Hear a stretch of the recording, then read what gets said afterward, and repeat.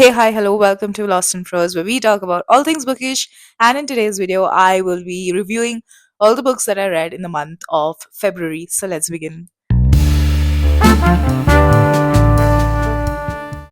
The first half of February is always dedicated to falling in love, but the second half is definitely dedicated to falling sick, which I am right now. That is why, if you feel that this video is slightly low on energy or if my voice sounds horrible, then I apologize, especially for the ones that use earphones. Okay, moving forward, reading wise, the month was pretty good. Actually, I read around 5 books this month and I really enjoyed each and every one of them. It was again a mix of genres that I read this month, and I think that variety really, it's just really exciting, and that's what kept me going. I remember last year in February, I did not read anything because I had better things to do. I mean, I visited Dubai last year in February, and I think I'm mentally still somewhere over there near Burj Khalifa or maybe in that bookshop that I saw. Um, well, anyway, now that we are here, let me take you through each and every book that I read. So, first up is Samsara by Saksham Garg, and I absolutely loved the book. It's a very new, fresh sort of a take on Hindu mythology. Now, I haven't read a lot of mythology. Like in general, not only like Hindu mythology or like Greek mythology. I don't read mythology a lot overall. So I think I even though I do have a few mythology books, but I haven't read a lot of them. I think the only full-fledged like mythology series that I've read is Percy Jackson, and then I finished reading this. I really liked it. It was something very new. It was quick-paced and absolutely beginner friendly. The references were also very well explained within the words, so that I didn't have to look them up, on the internet again, like who's who. I didn't have to search for that. But and like the language also was very quick pay, like very simple to read. So if you're a beginner with fantasy as well as mythology, I would 100% recommend you to read this book. And I think by the end of the year, with the rate that I'm reading fantasies this year, I think by the end of the year I will be able to make at least one video about fantasy book recommendations, which I'm so excited to make. Actually, I never thought I would read this much fantasy ever, because fantasies, they have the tendency to put me into slumps. So in this book, basically the phones, they stop working and the smartwatches die, and blue scars, they start glowing on arms of these certain individuals. And it basically follows Aman Chandra and 10 other souls of samsara, who are basically transported from modern day India to like a hidden valley in the Himalayas. And now there they encounter gods as well as mythical beasts and immortal yogis, and that's where it all begins. Here they have to set out on a journey, which basically no one survives. And why must they set out on this journey, and how is it all related to the gods and stuff like that? So that is where I'll leave you, and I think you definitely should pick it up. I really enjoyed reading it, and it's very quick paced, and I really want book 2 like right now. So basically, the next book is The Land of Lost Things by Andy Griffiths and Bill Hope. Now, Andy Griffiths is the best-selling author of the 26-story Treehouse. I mean, the Treehouse series, out of which I've read the 26-story Treehouse, and I really enjoyed this book. I think I like this a little more than the Treehouse series, like the one book of the Treehouse series that I've read. And this is basically very unique in its way of writing. Why? Because it takes you as a character. Literally, the reader is addressed to as you.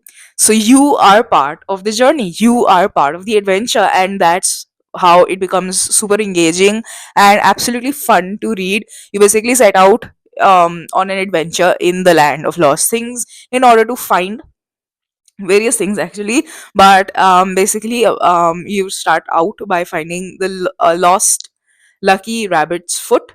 So you basically start by looking for that, and then you just dive into a huge crazy adventure, which is absolutely fun to read. And the illustrations, oh my god, I just cannot get over how pretty the illustrations of this book are. Like, literally, it's so fun, so engaging, and the attention to detail in these doodles are so so minute and so interesting. Like literally, you can spend you read the whole book once, but then when you open it again and only look at the illustrations, because each and every one of them has so much detailing and so it's just so beautiful. I really appreciate the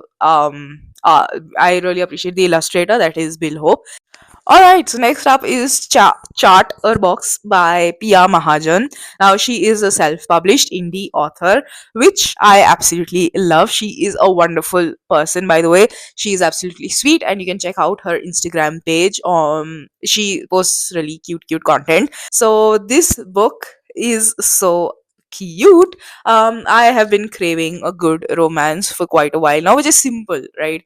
It's like old school, not old school, but like simple, and it doesn't have any sort of very typical sort of tropes or something like that. It's just supposed to be normal romances how they used to write before, right?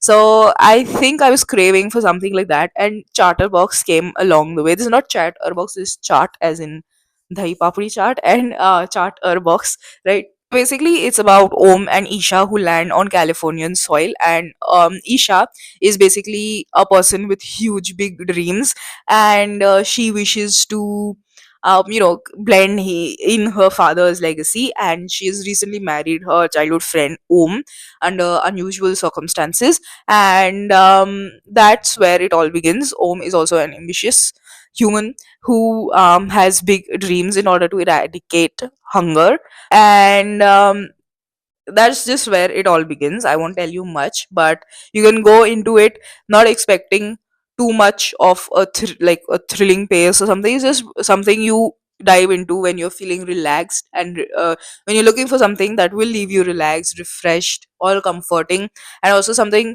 that you feel relates to movies like Jab We Met, or I think Love Aajkal, or some movies like that. If you're looking for something that relates to those movies, then I think this is a perfect Bollywood drama sort of a book that is for you, just minus the very dramatic um, parts. But it's very, very beautiful, very cute. I think you should check it out. All right, so the next book that I read this month was the most boring book ever, which was like a 5-minute read.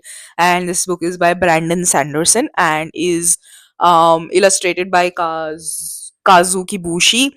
And I think that this book, on a basic like literal sense, is absolutely just text, right?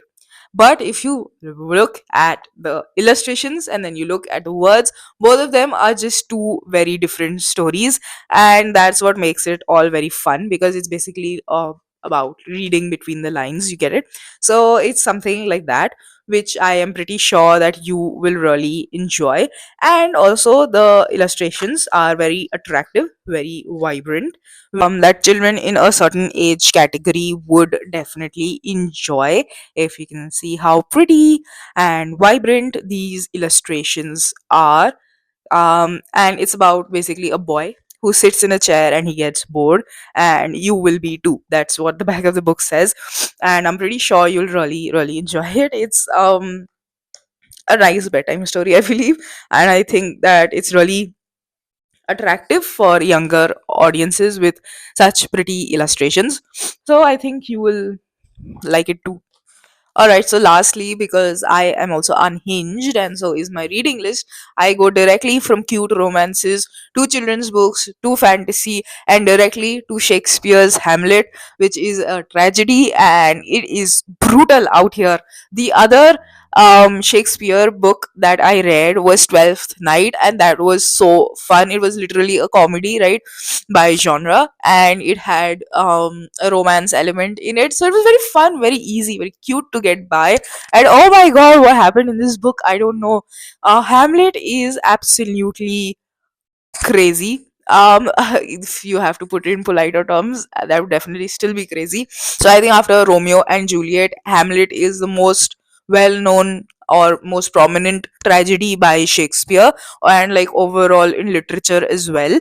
Hamlet has many quotes that you may have heard normally, like to be or not to be, or some like brevity is the soul of wit, and things like that. So these quotes are normally very are used very often, but this all these quotes actually come from Hamlet. Basically, Hamlet is about none of these are spoilers. This is given behind the book. Okay, so basically in Hamlet, who is the prince of Denmark, he comes across his father's ghost.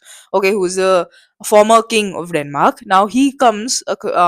They meet at night, and the ghost, the king, he tells Hamlet that basically the king's ghost, he accuses his own brother, Claudius, of murdering him. So, and he wishes that Hamlet, the prince, he avenges his father's death. So now Hamlet, being Hamlet, he is a very scholarly sort of a prince who doesn't know from stuff like this. So and that's where it all begins, and I think you should check out the rest of it. It is very intense, very difficult to get into. So maybe if you have a simpler abridged version of it, like something that is translated into much easier sort of language, then that could be definitely easier to get into. But if you want to read it as the play is, I would definitely recommend it to you. Like, yes, go for it. All right, so these are all the books that I read in the month of February. I think it was a pretty good reading month, and I don't know what I will start March with. We'll see. I haven't picked up anything as of now because I have an assignment to submit and I haven't started doing that yet. So anyway, this is basically the stack of books, and I think it was a pretty good reading month overall. And let me know how many books you read in the month of February, and or which one book has been your latest favorite read, and we'll catch up in the comments below. Do consider sharing, liking, commenting, and subscribing. And I'll meet you next Friday. Goodbye.